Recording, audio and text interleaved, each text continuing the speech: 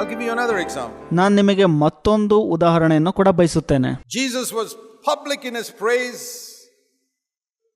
very often public in his correction. ಯೇಸು ಸಾರ್ವಜನಿಕವಾಗಿ ಜನರನ್ನು ಹೊಗಳಿದರು.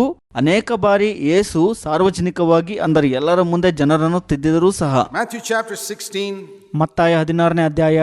Jesus said ಯೇಸು ಈ ರೀತಿ ಹೇಳುತ್ತಾರೆ to Peter, ಪೇತ್ರನಿಗೆ, in verse 17, publicly, blessed are you, Simon Bar-Jonah, because flesh and blood has not revealed this to you, but my Father who is in heaven. ಇಲ್ಲಿ ಸಾರ್ವಜನಿಕವಾಗಿ ಹೊಗಳಿದರು. ಯೋನನ ಮಗನಾದ ಸಿಮೋನನೇ, ನೀನು ಧನ್ಯನು, ಯಾಕಂದರೆ ರಕ್ತ ಮಾಂಸವಲ್ಲ, ಮನುಷ್ಯರಲ್ಲ, ಸ್ವರ್ಗದಲ್ಲಿರುವ ನನ್ನ ತಂದೆಯೇ ಅದನ್ನು ನಿನಗೆ ಪ್ರಕಟಿಸಿದನು ಎಂದು ಯೇಸು ಪೇತ್ರನಿಗೆ ಇಲ್ಲಿ ಹೇಳುತ್ತಾರೆ. And then we read that Jesus said in verse 21, ಯೇಸು ವಚನ 21ರಲ್ಲಿ ಹೇಳುವಂತದ್ದನ್ನು ಓದುತ್ತೇವೆ. I'm going to Jerusalem and I'm going to be killed. ನಾನು ಯೆರೂಸಲೇಮಿಗೆ ಹೋಗಿ ಅಲ್ಲಿ ಕೊಲ್ಲಲ್ಪಡುತ್ತೇನೆ. And then I'm going to be raised up on the third day. And Peter, he's this person who's been influenced by psychology. He takes Jesus aside. I don't want to rebuke Jesus publicly, you know. It says he took him aside and said, Lord, this is not going to happen to you. ಆಗ ಯೇಸು ಹೇಳುತ್ತಾರೆ, ಮೂರನೇ ದಿನದಲ್ಲಿ ತಿರುಗಿ ನಾನು ಎದ್ದು ಬರುತ್ತೇನೆ ಅಂತ. ಆಗ ಪೇತ್ರನು ಮನೋವಿಜ್ಞಾನದಿಂದ ಪ್ರೇರೇಪಿಸಲ್ಪಟ್ಟಿದ್ದನು. ಯೇಸುವನ್ನ ಕೈ ಹಿಡಿದು ಪಕ್ಕಕ್ಕೆ ಕರೆದುಕೊಂಡು ಹೋಗ್ತಾನೆ, ಯಾಕಂದ್ರೆ ಜನರ ಎದುರುಗಡೆ ಯೇಸುವನ್ನ ಗದರಿಸಬಾರದು ಅಂತ. ಆಗ ಪೇತ್ರನು ಯೇಸುವಿಗೆ ಈ ರೀತಿ ಹೇಳ್ತಾನೆ, ಇಂಥದ್ದು ನಿನಗೆ ಆಗಬಾರದು ಅಂತ. But Jesus doesn't take Peter aside. He turns around and says, what do you mean, Peter? Get behind me, Satan. ಆಗ ಯೇಸು ಪೇತ್ರನನ್ನ ಪಕ್ಕಕ್ಕೆ ಕರೆದುಕೊಂಡು ಹೋಗ್ಲಿಲ್ಲ. ತಕ್ಷಣವೇ ತಿರುಗಿ ಈ ರೀತಿಯಾಗಿ ಹೇಳ್ತಾರೆ, ಏನು ಅರ್ಥ ನೀನ್ ಹೇಳ್ತಿರೋದು ಪೇತ್ರನೇ?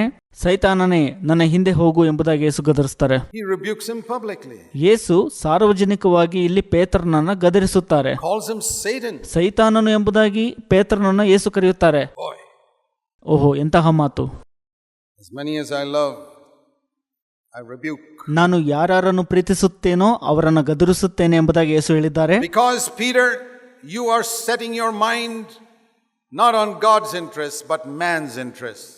ಆಗ ಯೇಸು ಪೇತ್ರನಿಗೆ ಈ ರೀತಿ ಹೇಳುತ್ತಾರೆ, ಪೇತ್ರನೇ, ನೀನು ನಿನ್ನ ಮನಸ್ಸನ್ನ ದೇವರ ಆಸಕ್ತಿಯ ಮೇಲಲ್ಲ, ಮನುಷ್ಯರ ಆಸಕ್ತಿಯಲ್ಲಿ ಇಟ್ಟಿದ್ದಿ ಎಂಬುದಾಗಿ. You can't build a church like that. I know I told you just now you're blessed, but you're not acting that way right now. ನೀನು ಸಭೆಯನ್ನ ಈ ರೀತಿಯಾಗಿ ಕಟ್ಟಲಿಕ್ಕೆ ಆಗೋದಿಲ್ಲ. ಈಗ ತಾನೇ ಹೇಳಿದೆ ನೀನು ಧನ್ಯನು ಅಂತ, ಆದರೆ ನೀನು ಆ ರೀತಿಯಾಗಿ ನಡೆದುಕೊಳ್ಳುತ್ತಿಲ್ಲ. And then he said to his disciples, that doesn't apply only to Peter. If any of you want to come after me, verse 24, you must also deny yourself, hate your life and follow me. ಯೇಸು ಆಗ ತನ್ನ ಶಿಷ್ಯರ ಕಡೆಗೆ ತಿರುಗಿ ಈ ರೀತಿಯಾಗಿ ಹೇಳ್ತಾರೆ, ಇದು ಪೇತ್ರನಿಗೆ ಮಾತ್ರ ಅಲ್ಲ, ನಿಮಗೂ ಕೂಡ ಅನ್ವಯಿಸುತ್ತೆ. ನನ್ನ ಹಿಂದೆ ಬರುವುದಕ್ಕೆ ಅಪೇಕ್ಷಿಸಿದರೆ ಅವನು ತನ್ನನ್ನು ತಾನೇ ನಿರಾಕರಿಸಿ ತನ್ನ ಶಿಲುಬೆಯನ್ನು ಹೊತ್ತುಕೊಂಡು ನನ್ನನ್ನು ಹಿಂಬಾಲಿಸಲಿ ಅಂತ. 24ನೇ ವಚನ. How did Peter respond to that correction? ಹೇಗೆ ಪೇತ್ರನು ಈ ತಿದ್ದುವಿಕೆಗೆ ಪ್ರತಿಕ್ರಿಯಿಸಿದನು? You know, there are certain things mentioned in one gospel and certain things mentioned in the other gospels. If you put all the gospels together, and if we could make a gospel, one gospel where in sequential order everything comes, you know what is the next thing that would come after this in sequential order? John chapter 6. ನಿಮಗೆ ಗೊತ್ತಾ, ಕೆಲವು ಸಂಗತಿಗಳನ್ನ ಒಂದು ಸುವಾರ್ತೆಯಲ್ಲಿ, ಇನ್ನು ಕೆಲವು ಸಂಗತಿಗಳನ್ನ ಮತ್ತೊಂದು ಸುವಾರ್ತೆಯಲ್ಲಿ ಹಾಕಲ್ಪಟ್ಟಿದೆ. ಆಗ ಎಲ್ಲಾ ಸುವಾರ್ತೆಗಳನ್ನ ಒಟ್ಟಾಗಿ ಇಟ್ಟಾಗ ಮತ್ತು ಒಂದು ಸುವಾರ್ತೆಯನ್ನ ಸರಣಿ ಪ್ರಕಾರವಾಗಿ ಅಂದರೆ ಕ್ರಮವಾಗಿ ಇಟ್ಟಾಗ, ಆಗ ಕ್ರಮವಾಗಿ ನಂತರ ಬರುವಂತ ಸಂಗತಿ ಯಾವ್ದು ಗೊತ್ತಾ? ಅದು ಯೋಹಾನ 6ನೇ ಅಧ್ಯಾಯ. Where in John chapter 6 we read that Jesus said to his number of people, you got to eat my flesh and drink my blood. ಅಲ್ಲಿ ಯೇಸು ಕೂಡಿ ಬಂದಿದ್ದ ಅನೇಕ ಗುಂಪುಳ್ಳಂತ ಜನರಿಗೆ ಈ ರೀತಿ ಹೇಳಿದರು, ನೀವು ನನ್ನ ಮಾಂಸವನ್ನ ತಿಂದು ರಕ್ತವನ್ನು ಕುಡಿಬೇಕು ಅಂತ. Otherwise you don't have any life in you. John 6:53. ಇಲ್ಲವಾದಲ್ಲಿ ನಿಮ್ಮೊಳಗೆ ಜೀವವಿಲ್ಲ ಅಂತ ಯೋಹಾನ 6:53ರಲ್ಲಿ ಯೇಸು ಹೇಳಿದ್ದಾರೆ. Unless you eat the flesh of the Son of Man and drink his blood, you got no life in you. ನೀವು ಮನುಷ್ಯ ಕುಮಾರನ ಮಾಂಸವನ್ನ ತಿಂದು ಆತನ ರಕ್ತವನ್ನ ಕುಡಿಯದ ಹೊರತು ನಿಮ್ಮೊಳಗೆ ಜೀವವಿಲ್ಲ. You got to eat my flesh and drink my blood to have eternal life. ನೀವು ನಿತ್ಯ ಜೀವವನ್ನು ಹೊಂದಿಕೋಬೇಕು ಅಂದ್ರೆ ನನ್ನ ಮಾಂಸವನ್ನ ತಿಂದು ನನ್ನ ರಕ್ತವನ್ನು ಕುಡಿಯಬೇಕು. Again he repeats it. He who eats my flesh, verse 56, drinks my blood, I in him, and so on. If you eat me, you live because of me. 56ನೇ ವಚನದಲ್ಲಿ ಯೇಸು ಈ ರೀತಿಯಾಗಿ ಮತ್ತೊಂದ್ಸಲ ಹೇಳ್ತಾರೆ, ಯಾವನು ನನ್ನ ಮಾಂಸವನ್ನು ತಿಂದು ನನ್ನ ರಕ್ತವನ್ನು ಕುಡಿಯುತ್ತಾನೋ ಅವನು ನನ್ನಲ್ಲಿ ವಾಸಿಸುತ್ತಾನೆ ಮತ್ತು ನಾನು ಅವನಲ್ಲಿ ವಾಸಿಸುತ್ತೇನೆ ಅಂತ. ನನ್ನನ್ನು ತಿನ್ನುವವನು ನನ್ನ ಮೂಲಕವಾಗಿಯೇ ಜೀವಿಸುವನು ಎಂಬುದಾಗಿ ಮುಂದೆ ಹೇಳುತ್ತೆ. And when some of his disciples heard this, verse 60, they said, this is a difficult statement. What are you talking about? 60ನೇ ವಚನದಲ್ಲಿ ಆತನ ಶಿಷ್ಯರಲ್ಲಿ ಅನೇಕರು ಇದನ್ನ ಕೇಳಿ, ಇದು ಕಠಿಣವಾದ ಮಾತು, ಇದನ್ನ ಯಾರು ಕೇಳಾರು, ಏನು ಮಾತನಾಡ್ತಾ ಇದ್ದಾನೆ ಇವನು ಅಂತ ಮಾತಾಡ್ಕೊಳ್ತಾರೆ. I mean, Moses said we shouldn't even drink blood, but this guy is worse. He's a cannibal. He's telling us to eat his flesh. ಮೋಶೆಯು ನಮಗೆ ರಕ್ತವನ್ನು ಕೂಡ ಕುಡಿಯಬಾರದು ಎಂಬುದಾಗಿ ಹೇಳಿದ್ದಾನೆ, ಆದರೆ ಈ ಮನುಷ್ಯನು ಇನ್ನೂ ಕೆಟ್ಟದ್ದನ್ನು ಹೇಳುತ್ತಿದ್ದಾನೆ, ಈತನು ನರಭಕ್ಷಕನು, ನನ್ನ ಮಾಂಸವನ್ನು ತಿನ್ನಿರಿ ಎಂಬುದಾಗಿ ಹೇಳ್ತಾ ಇದ್ದಾನಲ್ಲ ಅನ್ಕೊಳ್ತಾರೆ. And Jesus said, does this cause you to stumble? The words that I have spoken to you, verse 63, are spirit and life. ಯೇಸು ಅವಾಗ ಹೇಳ್ತಾರೆ, ಇದು ನಿಮಗೆ ಅಭ್ಯಂತರವಾಯಿತು. 63ನೇ ವಚನದಲ್ಲಿ ಈ ರೀತಿ ಇದೆ, ಬದುಕಿಸುವಂಥದ್ದು ಆತ್ಮವೇ ಮತ್ತು ನಿಮಗೆ ಹೇಳುವ ಮಾತುಗಳೇ ಜೀವವಾಗಿಯೂ ಇವೆ ಅಂತ. And it says here, as a result of this, verse 66, many, not one or two, many of his disciples withdrew and left him. ನಂತರ 66ನೇ ವಚನದಲ್ಲಿ ಈ ರೀತಿಯಾಗಿದೆ, ಒಬ್ಬರು ಇಬ್ಬರು ಅಲ್ಲ, ಅಂದಿನಿಂದ ಆತನ ಶಿಷ್ಯರಲ್ಲಿ ಅನೇಕರು ಹಿಂದಕ್ಕೆ ಹೊರಟು ಹೋದರು, ಬಿಟ್ಟು ಹೋದರು ಅಂತ. This is not the crowd leaving. People who were his disciples got offended with what he taught and they left. ಇಲ್ಲಿ ಗುಂಪು ಹೊರಟು ಹೋಗಲಿಲ್ಲ, ಆದರೆ ಇಲ್ಲಿ ಶಿಷ್ಯರು ಯೇಸು ಹೇಳಿದ್ದಕ್ಕೆ ಬೇಸರ ಪಟ್ಟುಕೊಂಡು ಅಲ್ಲಿಂದ ಬಿಟ್ಟು ಹೋಗ್ಬಿಡ್ತಾರೆ ಯೇಸುವನ್ನ. And Jesus said, hey. He didn't say, hey, wait, let me explain this to you. No, go. ಆಗ ಯೇಸು ಅವರನ್ನ ತಡೆಯಲಿಲ್ಲ ಮತ್ತು ಕಾಯಿರಿ, ನಾನು ನಿಮಗೆ ಇದರ ಬಗ್ಗೆ ವಿವರಣೆಯನ್ನು ಕೊಡ್ತೀನಿ ಎಂಬುದಾಗಿ ಹೇಳಲಿಲ್ಲ. And he turned around to the 12. Only 12 were left. ಆಗ 12 ಮಂದಿ ಮಾತ್ರ ಉಳ್ಕೊಂಡಿರ್ತಾರೆ. ಆ 12 ಮಂದಿ ಕಡೆಗೆ ತಿರ್ಕೊಂಡು ಯೇಸು ಹೇಳ್ತಾರೆ, What did he say to them? He said, oh, I hope you won't leave me. ಆಗ ಯೇಸು ಅವ್ರಿಗೆ ಏನಂತ ಹೇಳ್ಬೋದು?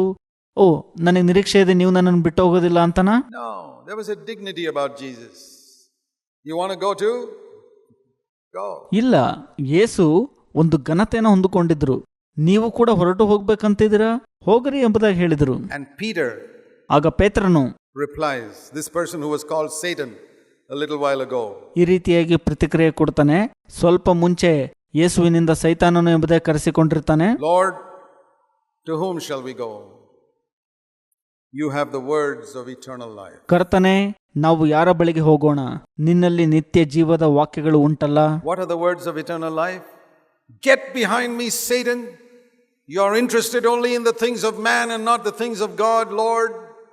These are the words of eternal life. ನಿತ್ಯ ಜೀವವುಳ್ಳಂತ ವಾಕ್ಯಗಳು ಯಾವುದು? ಸೈತಾನನೇ, ನನ್ನಿಂದ ತೊಲಗಿ ಹೋಗು. ನೀನು ಮನುಷ್ಯನ ಆಸಕ್ತಿಯನ್ನು ಹೊಂದಿದ್ದಿ, ದೇವರ ಮತ್ತು ಕರ್ತನ ಆಸಕ್ತಿಯನ್ನು ಹೊಂದಿಲ್ಲ. ಇವು ನಿತ್ಯ ಜೀವದ ವಾಕ್ಯಗಳು. Where shall I go? Who will love me so much to correct me like this? Only you. ನಾವು ಎಲ್ಲಿಗೆ ಹೋಗೋಣ?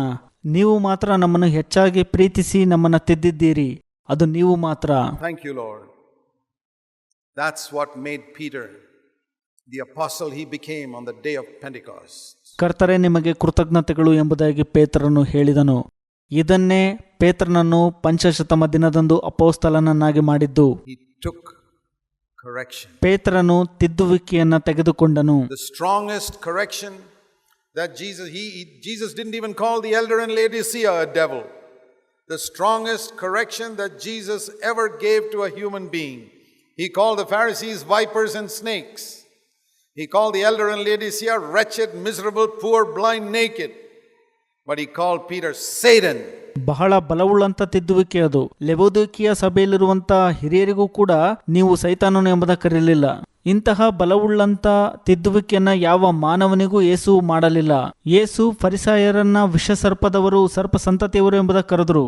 ಲೆವೋದಿಕೀಯ ಸಭೆಯ ಹಿರಿಯನಿಗೆ ಯೇಸು ಈ ರೀತಿಯಾಗಿ ಬೈದ್ರು, ನೀನು ಕೆಟ್ಟವನು, ಕೆಲಸಕ್ಕೆ ಬಾರದವನು ಅಂತೆಲ್ಲ. And Peter responds saying, Lord, those are the words of eternal life. ಆದರೆ ಪೇತ್ರನನ್ನು ಸೈತಾನನು ಎಂಬುದಾಗಿ ಯೇಸು ಕರೆದರು. ಹಾಗಿದ್ರೂ ಕೂಡ ಪೇತ್ರನು ಇವು ನಿತ್ಯ ಜೀವದ ವಾಕ್ಯಗಳು ಎಂಬುದಾಗಿ ಹೇಳಿದನು. Peter may have made many mistakes, but I tell you, he didn't get offended when he was corrected. ಪೇತ್ರನು ಅನೇಕ ತಪ್ಪುಗಳನ್ನು ಮಾಡಿರಬಹುದು, ಆದರೆ ನಾನು ನಿಮಗೆ ಹೇಳಲು ಬಯಸುತ್ತೇನೆ, ಆತನು ತಿದ್ದುವಿಕೆಯನ್ನು ಸ್ವೀಕರಿಸಿಕೊಂಡಾಗ ಬೇಸರಗೊಳ್ಳಲಿಲ್ಲ. Those things are written in scripture to show why Peter became the man he became. ಈ ಸಂಗತಿಗಳನ್ನ ಸತ್ಯವೇದದಲ್ಲಿ ಯಾಕೆ ನಮೂದಿಸಲ್ಪಟ್ಟಿದೆ ಅಂತಂದ್ರೆ, ಪೇತ್ರನು ಯಾವ ರೀತಿ ಆಗಬೇಕಾಗಿತ್ತೋ ಅದೇ ರೀತಿ ಆದನು. Because with the strongest rebuke that probably any human being has ever got from Jesus, he passed the test.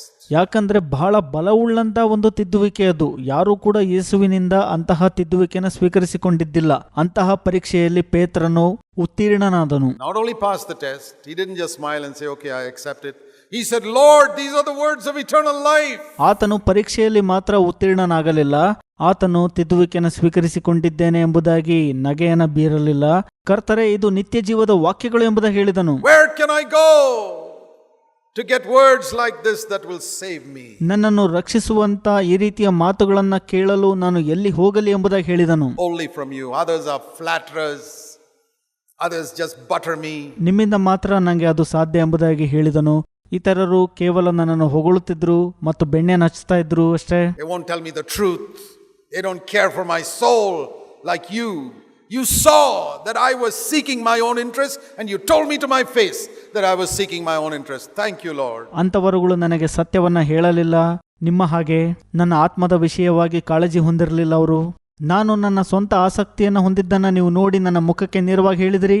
ಅದಕ್ಕಾಗಿ ನಿಮಗೆ ಕೃತಜ್ಞತೆಗಳು. I will thank you for all eternity because it saved me from destroying myself. ನಾನು ನಿತ್ಯತ್ವಕ್ಕೂ ಕೃತಜ್ಞತೆ ಉಳ್ಳವನಾಗಿರುತ್ತೇನೆ, ಯಾಕಂದರೆ ಇದು ನನ್ನ ಸ್ವಾರ್ಥದಿಂದ ನಾಶವಾಗುವಂತದ್ದರಿಂದ ತಪ್ಪಿಸಿತು. Yeah, Peter, you are ready to be the leader of the apostles. ಆಗ ಯೇಸು ಪೇತ್ರನಿಗೆ, ನೀನು ಅಪೊಸ್ತಲರ ನಾಯಕನಾಗಲು ಸಿದ್ಧನಾಗಿದೆ ಎಂದು ಹೇಳಿದರು. I know even if you fail in a moment of weakness, you denied the Lord, but never mind.